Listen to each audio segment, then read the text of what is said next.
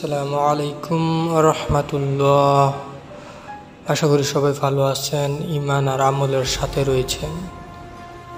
প্রিয় দর্শক, আজকের একটি ঘটনা রয়েছে, যে ঘটনাটি নাকি 1990 সালের। উম্মাহ পরিবার, আমরা সবাই একটা পরিবার। আমি এই ঘটনাটি শুনি এক ভাইয়ের কাছে। সে ভাই আমাকে বলে, এই ঘটনাটি অনেক রহস্য রয়েছে, কিছু রহস্য জানা, কিছু রহস্য অজানা। চলেন তাহলে কথা না বাড়িয়ে ঘটনাটি শুরু করা যাক। ঘটনাটি এক মুয়াজ্জিনের। ঘটনাটি মুয়াজ্জিন এভাবে বলেন যে তিনি একদিন ঈশার নামাজ পড়ে মসজিদে ঘুমিয়ে যায়। মসজিদে মানে মসজিদের রুমে।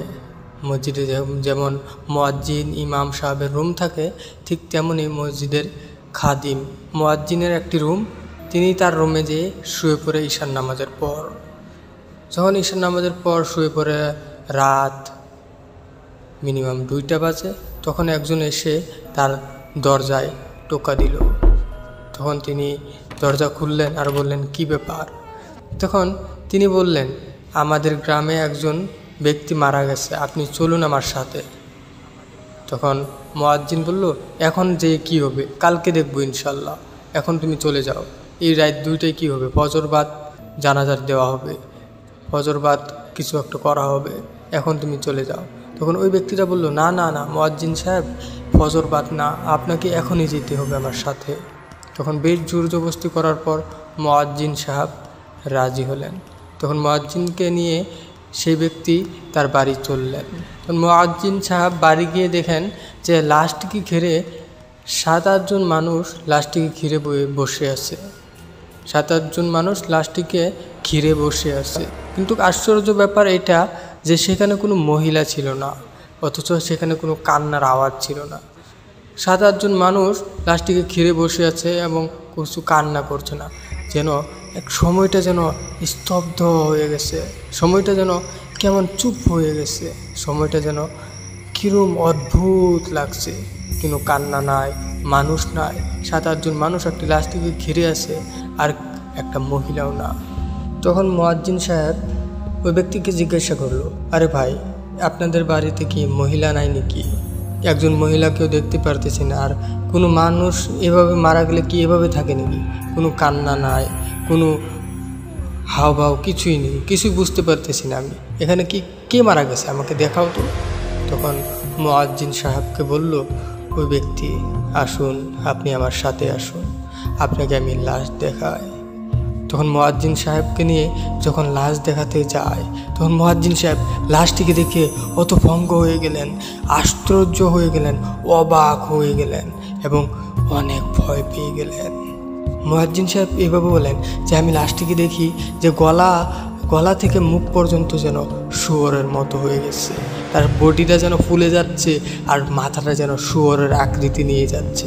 তখন মুয়াজ্জিন সাহেব বলল, আরে ভাই, এটা কি, এটা কি, এটা কি লাশ নাকি?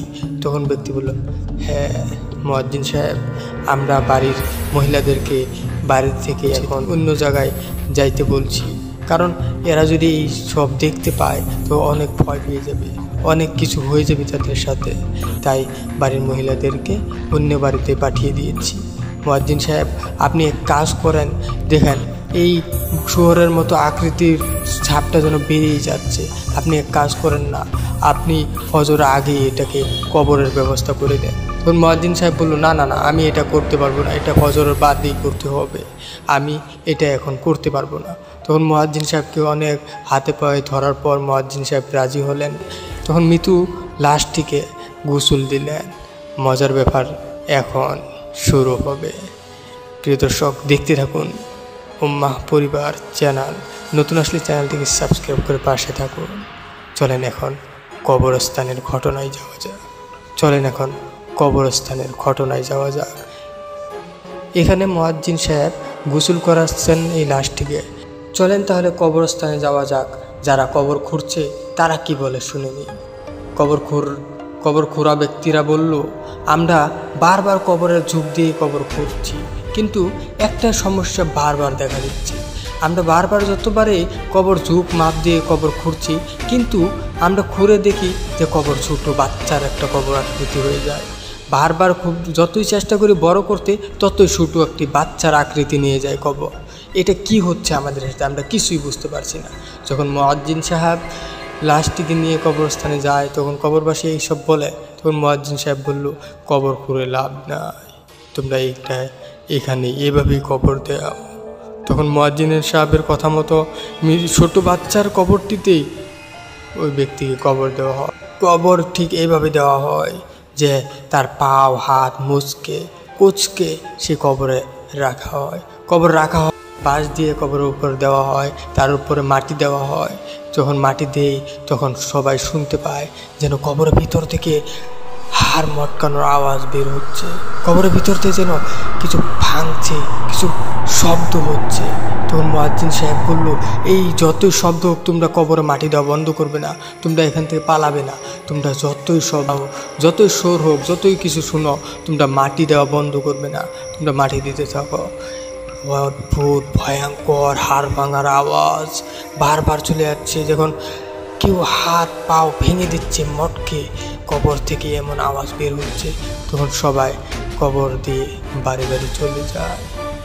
পরের দিন মুয়াজ্জিন সাহেব সেই ব্যক্তির উদ্দেশ্যে জানতে চাইল, তখন সবাই বলল ওই ব্যক্তি ছিল কালো জাদুঘর, কালো জাদু করত, মানুষের উপর জাদু টনাটন করত, মানুষকে ভান মারত, মানুষের সাথে মানুষকে দুশ্মন করে দিত, মানুষের ধন সম্পদ বরবাদ করানোর জাদু টনা করত। একবার ভাবেন তো তার শেষ পরিণতি কি হয়েছে। দেখেন ভাই, এই দুনিয়াতে আমরা কয়েক দিনের জন্য এসেছি, আমরা এই দুনিয়াতে কয়েকদিন বাঁচব। প্রিয় দর্শক, আমি আপনাদেরকে বলবো এই দুনিয়াতে হালাল হারাম দেখে শুনে চলুন, কারণ এই দুনিয়াতে আমি একবারই এসেছি, আর আসতে পারবো না। তাই এই দুনিয়াতে এমন কিছু কাজ করেন যে যাওয়ার পরও মানুষ আপনাকে নিয়ে আফসোস করে। কি আফসোস? প্রশংসার আফসোস। এমন না যে আমার প্রশংসা না, আপনার আমার নাম শুনলেই তারা ভয় পেয়ে যায় অথবা তারা নারাজ হয়ে যায়। এমন কিছু করেন যে আপনার আমার কথা যদি শুনতে পায়, তারা আশা করে আপনার আমার মতন হতে, তারা দোয়া করে আপনার আমার মতন হতে, তারা খুশি হয়ে যায় আপনার মৃত্যু দেখে। প্রিয় দর্শক, আজকের ঘটনা এখানেই শেষ করছি, দেখা হচ্ছে পরের এক ঘটনা। সবাই ভালো থাকবেন, নিজের খেয়াল রাখবেন। রমজান মাসের রোজা, 5 ওয়াক্ত সালাত আর আমার নবীর সুন্নত, এগুলোকে জীবনের সাথে জড়িয়ে রাখুন। আর আপনাদের যদি কিছু ঘটনা থাকে আমাদেরকে পাঠিয়ে দিন rkrubul65@gmail.com। যদি খুঁজতে না পারেন তবে ডিসক্রিপশনে যান, সেখানে আমাদের মেল দেওয়া রয়েছে, মেল দেখে আপনারা মেল করে দেন। সবাই ভালো থাকবেন, নিজের খেয়াল রাখবেন। আজকের ভিডিও এই পর্যন্ত। চলেন দেখা হচ্ছে পরবর্তী ভিডিও।